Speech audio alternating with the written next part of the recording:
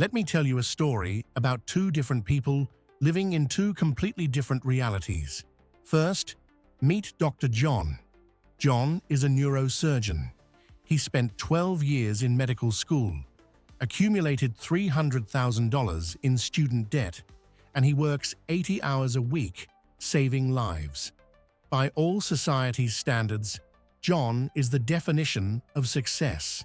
He earns $500,000 a year, but because he earns a high salary, the IRS looks at Dr. John like a delicious, juicy orange. They squeeze him. Federal tax, state tax, payroll tax, Medicare. By the time the money actually hits his bank account, nearly half of it is gone. He is running on a hamster wheel, earning more but keeping less. Now, meet Mr. X. Mr. X doesn't have a job. He doesn't go to an office. He spends his mornings playing tennis and his afternoons checking his portfolio on the deck of his yacht. His net worth is $100 million. But if you looked at his tax return, you would see something shocking. His taxable income is often lower than the janitor who cleans Dr. John's hospital. In 2011, Jeff Bezos, one of the richest men on planet Earth, reported an income so low that he qualified for a $4,000 tax credit for his children. Think about that for a second. The man who owns Amazon got a child tax credit meant for struggling families. How is this possible? Is it illegal? Is it fraud? No, it is something much more frustrating. It is simply the rules of the game. We are taught from kindergarten that money works in one specific way. You work, you get paid, you pay taxes, and you spend what is left.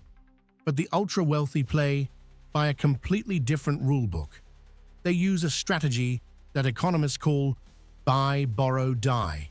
It is effectively an infinite money glitch hidden inside the US tax code. And today, we are going to reverse engineer exactly how it works.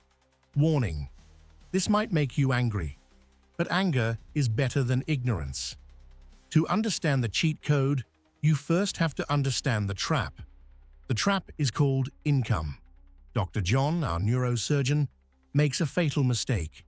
He works for income. In the eyes of the tax code, labor income, the money you trade your time for, is the most punished form of money in existence. Why? Because it is transparent. It flows directly from the employer to the government. You never even touch the money before the IRS takes its cut. It is like trying to carry a block of ice through a desert. It melts before you get it home. The wealthy understand a fundamental truth that schools never teach us. You cannot get rich by trading time for money, because time is limited and taxes on labor are incredibly high. So step zero of the rich is do not have a salary. Steve Jobs famously took a salary of $1. Mark Zuckerberg, Elon Musk, Larry Page, they all take nominal salaries. They don't want income, they want appreciation. This leads us to the first step of the strategy. Step 1. Buy, or more accurately, acquire assets. The rich take their initial capital and buy things that grow. Stocks, real estate, commercial buildings, art, cryptocurrencies. Let's simplify this with an example. Imagine Mr. X buys a single share of a tech company for $10. Over 20 years, that company explodes. That single share is now worth $10 million. Mr. X is now worth $10 million on paper. He is rich. But here is the magic question. How much tax does he owe on that $10 million gain? The answer is zero. Nothing. Nada. This is a concept called unrealized gains. To the IRS, that $10 million profit doesn't exist yet. It's like a Schrodinger's cat of wealth. It is there, but until you sell the stock, the taxman cannot touch it. It is invisible wealth. Now, if Mr. X was a normal person, he would look at his account and scream, "I'm rich. I'm going to sell this stock and buy a mansion. And that is where the normal person loses the game. The moment you click sell, you trigger a tax event. The invisible wealth becomes visible. The IRS wakes up and demands 20 to 30% in capital gains tax. If Mr. X sells his stock, he loses millions of dollars instantly to the government. So, he follows the golden rule of the ultra-wealthy. Never sell anything. But this creates a paradox, right? If you have $10 million in stocks, but you never sell them, you have no cash. You are asset-rich, but cash-poor. You can't pay for your groceries with an Amazon stock certificate.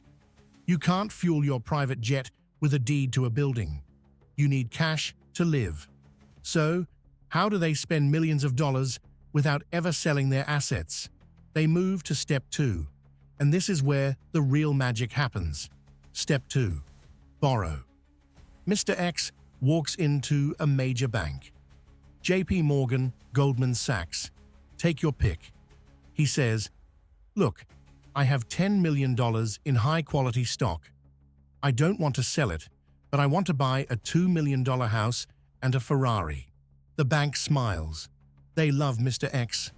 They say, "No problem. We will give you a loan backed by your stock portfolio." This is not a credit card loan with 25% interest. This is a securities-backed line of credit, or SBLOC. Because the loan is secured by millions of dollars in assets, it is incredibly safe for the bank, so they offer him an interest rate that is barely above zero. Let's say 2 or 3%. Now pay close attention. This is the most important part of the video. When the bank wires $2 million into Mr. X's checking account, is that money taxable? No. Why? Because borrowed money is debt, not income.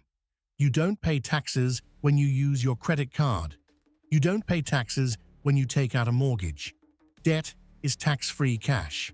So, Mr. X just received $2 million in spendable cash, tax-free. He buys the mansion. He buys the Ferrari. He lives the billionaire lifestyle. But wait, you say, he still has to pay interest. Yes, he does. He pays 2% interest to the bank. But remember, his stock portfolio is growing at 8% or 10% a year. He is making a huge profit by spending borrowed money. And because he didn't sell any stock, his tax bill for the year is exactly $0.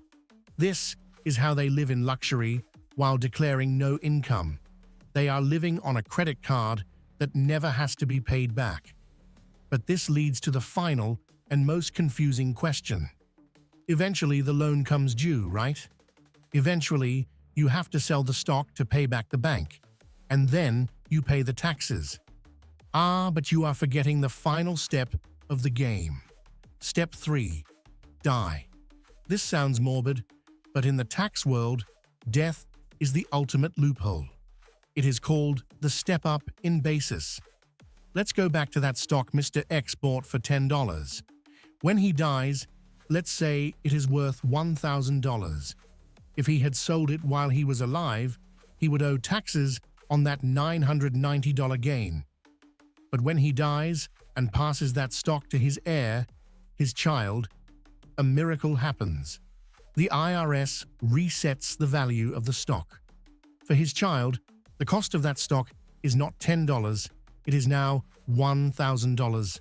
The massive profit that Mr. X made during his lifetime, it vanishes. It is wiped from the history books.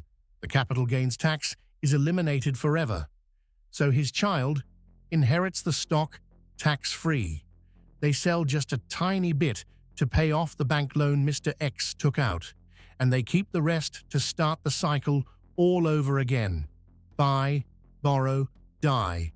It is a perpetual motion machine of generational wealth. So, what do we do with this information? Most people react with anger. Tax the rich. Close the loopholes. And sure, maybe the laws should change. but waiting for the government to fix the system is a waste of your life. The lesson here is not to hate the player. It is to learn the game. You might not be a billionaire. You might not get a 1% interest rate loan. But the principle remains the same. As long as you rely on income, trading time for money, you will always lose. You will always be the squeezed lemon. The only way out is to shift your mindset from earner to owner. Stop prioritizing a higher salary and start prioritizing assets. Buy things that grow, hold them, and let the system work for you instead of against you.